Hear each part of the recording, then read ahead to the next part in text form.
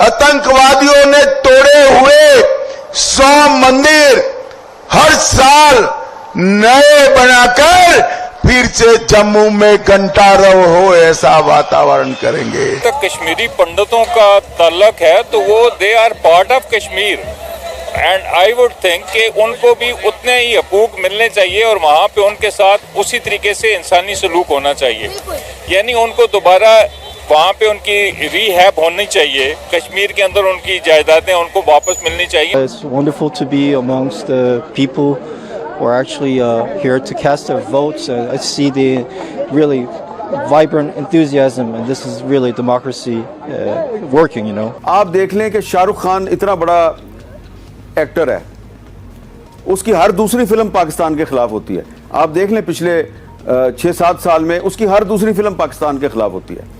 India جو ہے وہ پاکستان کے نام کو بیچتا ہے، لیکن انفارچونیٹلی وہ پاکستان کے حوالے سے نفرت پھیلانے کی کوشش کرتے ہیں. یہ جو اپنے بندے اٹھا لیتے ہیں کہ دوسرے سے جیتے گئے، یہ جو اپنے بندے جو ان کے خلاف سچ بولتے ہیں تو ان کو اٹھا کے لے جاتے ہیں، یہ کیسے جیت سکتے ہیں؟ آپ ریکویسٹ کریں کہ نہ اٹھائیں. آج تک یہ جو ساری ملک کے اندر دہشت گردی ہے، ہماری معیشت کی تباہی ہے، کشمیر ہمارے ہاتھ سے نکل گیا، بلوچستان کا سونا یہودیوں کو فروخت کر دیا گیا، اسٹیٹ بینک کو بیچ دیا گیا، پاکستان کی ریاست کے ہاتھ سے نکل گیا اور اسٹیٹ بینک کو انڈیپینڈنٹ کر دیا گیا. کلبھوشن یادیو کو بچانے کے لیے انٹرنیشنل کورٹ تک کی گئے، قانون سازی کی کہ کلبھوشن یادیو کو بچایا جائے. ان کو کشمیر چاہیے، کبھی یہ فلسطین میں غازی بنیں گے. ارے بھکاری غازی نہیں بنتے یار، تمہیں کتنی بار سمجھا چکا ہوں میں. جو بھکاری ہوتے ہیں وہ مجاہدین نہیں ہوتے، وہ غازی نہیں بنتے، وہ جہاد نہیں لڑتے، وہ صرف بھیک مانگتے ہیں. تمہاری قوم کی قسمت ہے تم لوگ بھکاری ہو. تو 90s میں ہم نے دیکھا تھا کہ تقریباً 5-6 لاکھ جو ہندو پنڈت تھے فتویٰ لگا کے ان کو مارا بھی گیا اور نکال دیا گیا. ٹھیک ہے، اچھا اس کے بعد انڈیا نے کافی ٹرائز کی کہ ان کو ریہیبلیٹیٹ کیا جائے، جس طرح اسرائیل بستیاں بنا رہا ہے ری سیٹلمنٹ کی جائے، مگر کیونکہ وہاں پہ کشمیریز کی میجارٹی ہے تو وہ وہاں پہ ظلم کرتے ہیں، ان کو نکال دیتے ہیں. ٹھیک ہے، تو وہ پاسبل نہیں ہو پایا. لیکن سائم افسوس کی بات یہ ہے کہ جب بھی ہم نے جموں کشمیر کی بات کی ہے کبھی بھی کشمیری پنڈتوں کا کسی نے ذکر نہیں کیا، کسی نے نہیں بتایا کہ ان کے ساتھ کیا ہوا. سب لوگ یہ تو بتاتے ہیں کہ جموں کشمیر میں انڈیا کیا کر رہا ہے، وہاں کے لوگوں کے ساتھ کیا ہو رہا ہے، کشمیریوں کو کس طرح کا ظلم اور بربریت برداشت کرنی پڑی ہے، لیکن کبھی بھی کشمیری پنڈتوں کا ذکر نہیں کیا گیا. پاکستان میں اس لیے ذکر نہیں کیا گیا کیونکہ پاکستان میں کشمیریوں کو مظلوم ٹھہرایا جاتا ہے، تو اس لیے جو کشمیریوں کے مظالم ہوں گے وہ اسٹیٹ سینسر کرے گی.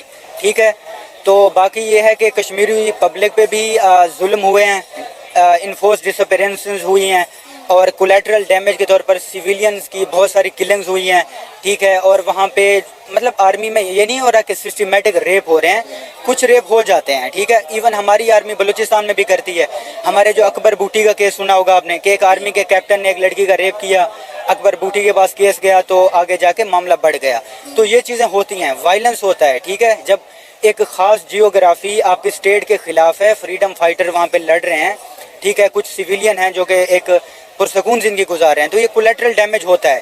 تو رہی بات ہندو پنڈت کی، جو ان کی ایکسپیلشنز ہوئی، ان کی میس کلنگز ہوئی، تقریباً 5-6 لاکھ لوگوں کو نکالا گیا 90s میں. ایک فتویٰ لگایا گیا، میں انٹرویو پڑھ رہا تھا تو اس میں وہ پنڈت کہہ رہا تھا کہ باہر فتویٰ لگایا، مسجدوں میں اعلان ہوا اور سارے کشمیری چاٹ دورے اور کھلے عام قتل و غارت ہوئی اور نکال دیا گیا.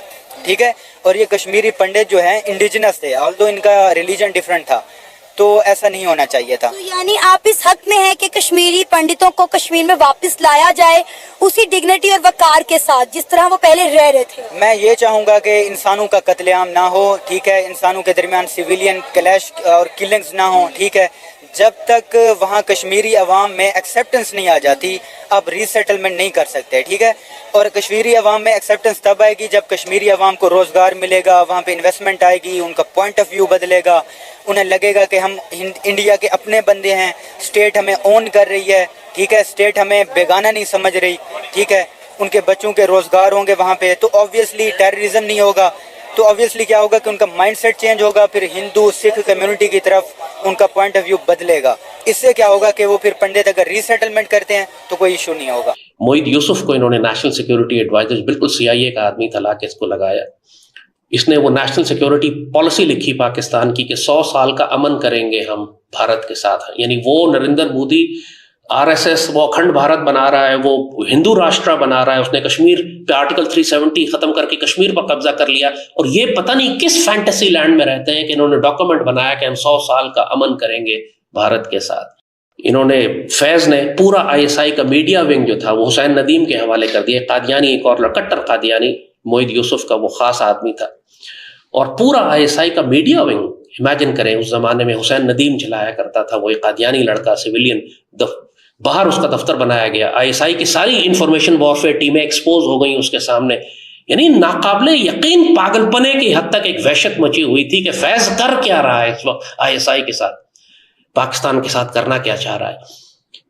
یہ انہوں نے سازش کی آپس میں, فیض نے, باجوان اور عمران نے مل کر کے اگر مودی جب کشمیر پر قبضہ کر لیتا ہے تو ہم خاموش رہیں گے, ہم کوئی جواب نہیں دیں گے. یہ دھوپ میں کھڑے ہو گئے ادھر ادھر, ایک تو انہوں نے سڑکوں کے نام بدل دیے. عمران نے خود وہ سٹیٹمنٹ دیا تھا کہ جس نے کشمیری مجاہدین کی مدد کی وہ ظلم کرے گا, اور میں کیا کروں, میں پیسیفسٹ ہوں, کیا میں حملہ کر دوں. یعنی اتنی بڑی بڑی خوفناک سازشیں ہو رہی تھیں پاکستانی ریاست کے خلاف, اور یہ سب کرنے والے یہ تینوں تھے, بالکل برابر کے شامل تھے اس کے اندر. فیض اور باجوہ کی جب لڑائی شروع ہو گئی تو باجوہ نے فیض کو پوسٹ کر دیا پشاور کور میں کور کمانڈر کے طور پر, اور اپنے DGI کو لے کر آ گئے, DGI جو چینج کر دیا. اب اس بات کی وجہ سے عمران سخت بفر گیا, ظاہر ہے, because Imran wanted Faiz to be the DGI. اب کور کمانڈر تو ایک کونے کا کور ہوتا ہے, وہ تو پاکستان کی پالیٹکس کنٹرول نہیں کر سکتا. ISI کا کام ہے ساری پالیٹکس اور میڈیا کو کنٹرول کرنا, مینیج کرنا, ان کو دیکھنا. تو عمران کے دستے بازو کٹ گئے بہت بری طرح جب فیض ٹرانسفر ہو گیا یہاں. لیکن اس کے نتیجے میں باجوہ اور فیض کی, اور عمران اور فیض کی سخت لڑائی ہو گئی. اب وہ ٹینشن دونوں کے درمیان بہت سخت آ چکی تھی.